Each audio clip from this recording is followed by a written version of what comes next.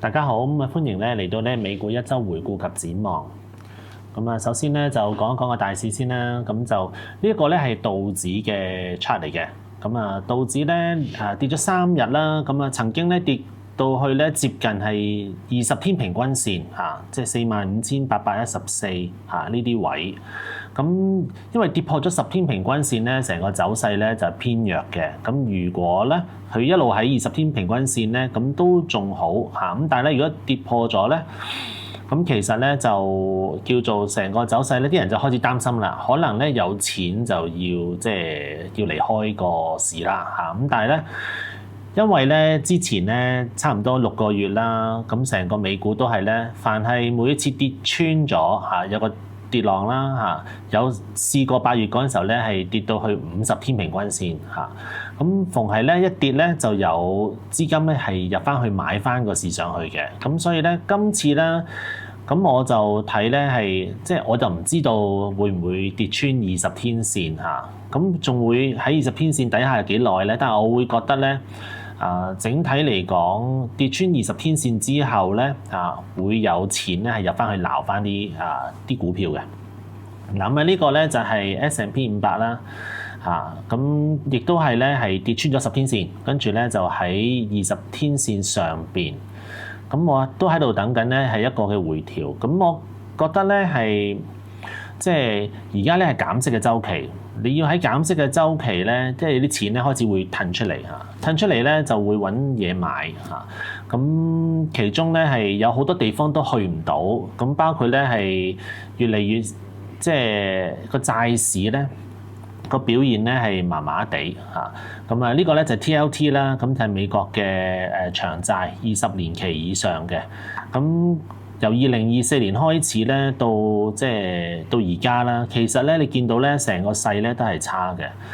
咁減息咧就通常諗住買長債啦，咁但係長債咧個表現麻麻地咧，咁就令到咧呢一輪嘅資金就算係減息都好啦，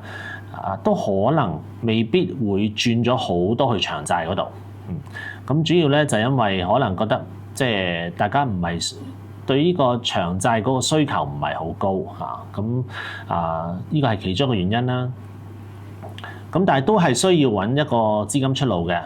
因為咧，譬如到年底啦，咁市場咧預計咧係會減息多2次。咁即係咧喺十月份減息1次，跟住12月10號再減多1次，呢個機會率咧係最高嘅。咁啲錢咧去唔到債市咧，其實有好大部分咁當然就會去黃金啦，會去銀啦，咁可能咧都去 commodities 啦。咁但係咧，如果你話加密貨幣咧，不嬲都係佔呢個 asset allocation 咧係好少嘅。咁而且咧最近咧係加密貨幣咧都係有個調整，咁反而咧啲人咧個風險個意識咧就更加強，暫時嚟講咧就唔會大規模嘅呢啲錢咧係走入去加密貨幣住。咁所以到最後咧，其實咧資金咧會走嚟走去咧都走翻喺個股市嗰度。再睇啦，其實咧美股咧而家個估值係高嘅。咁唔單止咧係鮑威爾咁樣講啦。咁如果你睇一睇咧呢個圖啦，綠色咧呢一個咧就係S&P 500啦嘅 PE。個 PE 咧而家咧係26.8倍，26.8倍咧係比起咧之前咧平嗰陣時候咧都差好遠啦。個 range 咧就係由14倍去到33倍呢個係過去10年。咁而家咧係27倍26.8倍咧就係屬於比較偏高。咁個問題咧就係啦，距離之前最高咧33倍咧仲有一段距離。而家27倍啦，如果升到去29倍啦咁我覺得都仲有可能嘅喎。咁因為最高點係30幾倍啊嘛，咁但係就不得了啦。如果咧係個市咧再升多10零20% 咧咁我哋如果係 miss 咗嘅話咧，就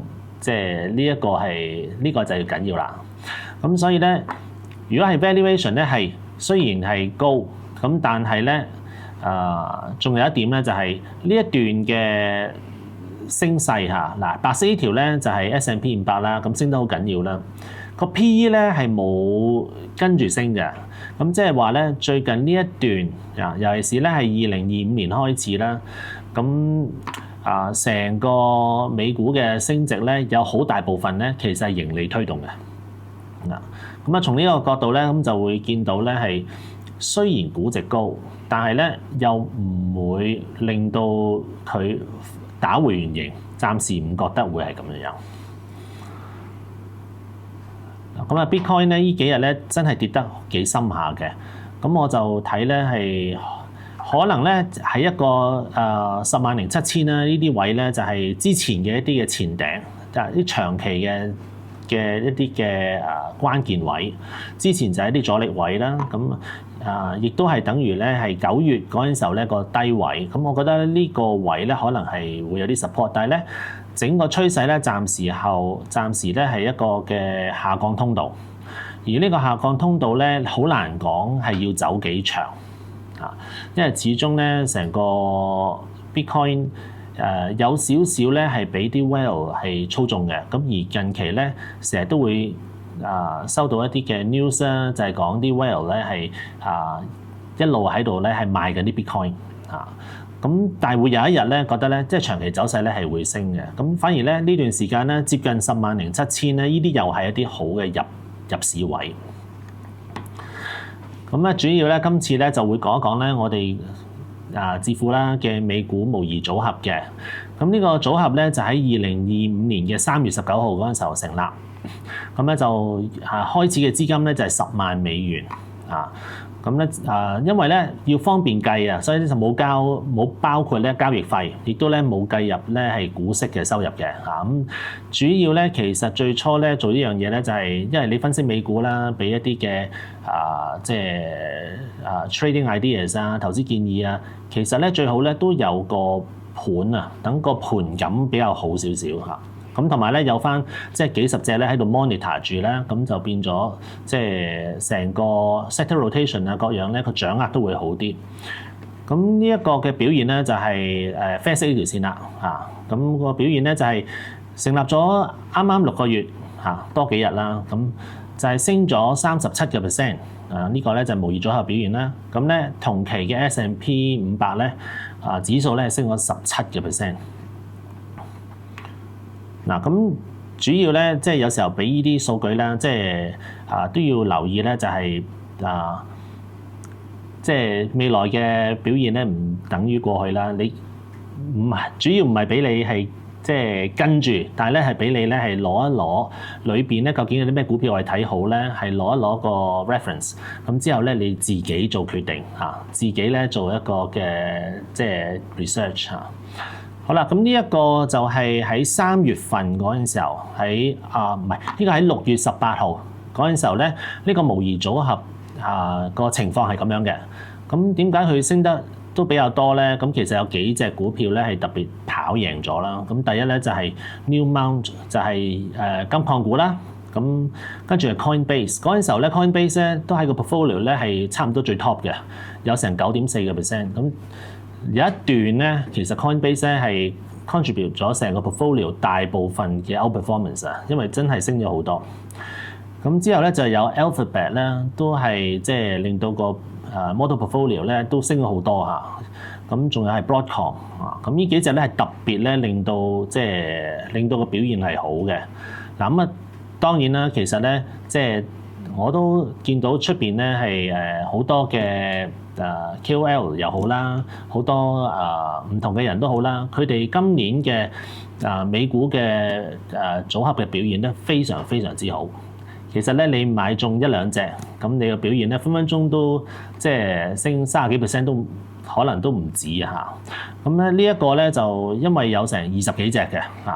咁如果咧你係分散投資嘅話咧，反而咧個 performance 就比較難咧係做得太過突出咁但係咧主要個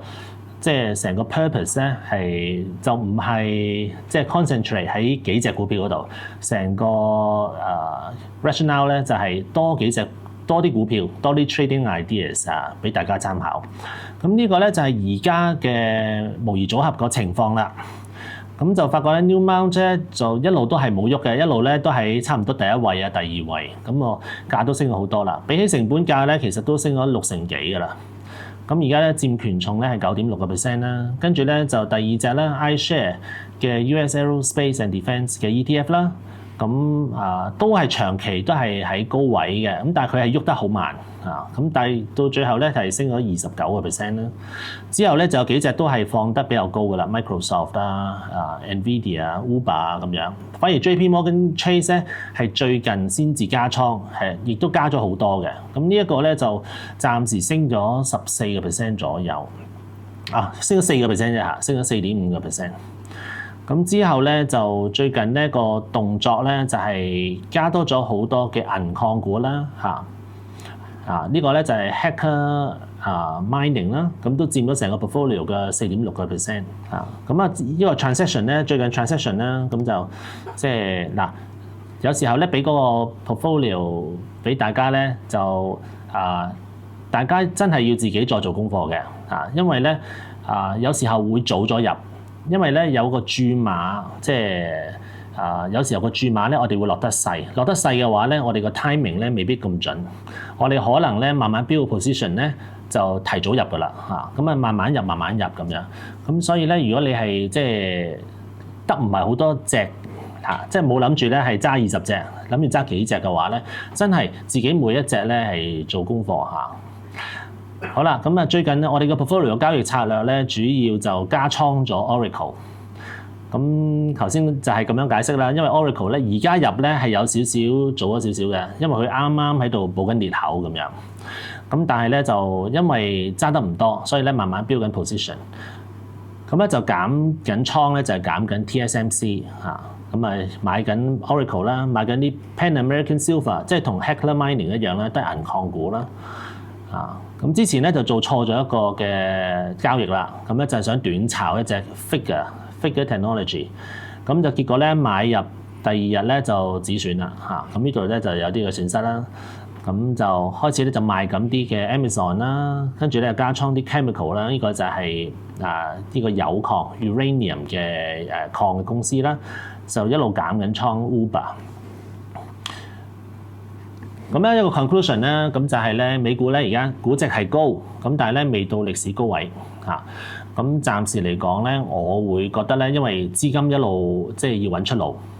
債市又疲弱啦，加密貨幣又調整啦，咁應該會留喺股市。咁留喺股市嘅話咧，而家呢個回調咧，我覺得咧再跌多少少咧就跌唔落去，因為啲錢冇得走咧就會買翻咁所以咧就我覺得趨勢係咁樣啦。咁但係咧喺呢一個嘅環境之下咧，就會有好多 sector rotation 啦。咁 rotate 係主要係邊度咧？就算係 AI 呢個 theme 咧，都會由一個 hardware 同埋 software 咧係走嚟走去。即係有時候就 Nvidia， 有時候即係講半導體啊，跟住咧就係一啲嘅foundry 啊、equipment 啊都會跟住咧有時候咧就轉翻去 software， 轉翻去咧 AI 嘅 application 啊，咁包括Palantir Oracle 啊，呢啲都係AI application。咁之後咧就有幾個板塊咧，我覺得都會喐嚟喐去嘅咁亦都我都會開始留意可能會加嘅。咁就係能源板塊。咁最近油價升咗少少啦，咁但係有機會咧 sector rotation 底下咧，咁有機會做好嘅。咁但係暫時未加落個 portfolio 度但係考慮緊。之後咧就會係 financials 啦，跟住咧係金價、銀價、銅價呢啲 commodities 咧，咁呢啲都會重點留意咁市場咧最熱炒咧，其實就係一啲嘅quantum computing 跟住咧就 FSD 啦、full self driving 啦，同埋咧啲人形機械人啦，同埋啲 crypto 都係好熱炒嘅。但係咧呢啲咧始終都係風險管理要好緊要即係咧注碼要最少即係唔好太過太過多注碼。其實咧喺而家呢個有少少調整，但係咧未必有大調整。咁但係少少調整底下咧呢一段時間係個市越嚟越弱咧，你係反而唔可以 take 太多 risk 嘅，你會越嚟越保守。個市強翻咧，你先至再大膽啊！咁所以咧回調緊咧就唔好即刻撲落去呢啲 quantum computing 有啲係 open door 咁樣。咁當然咧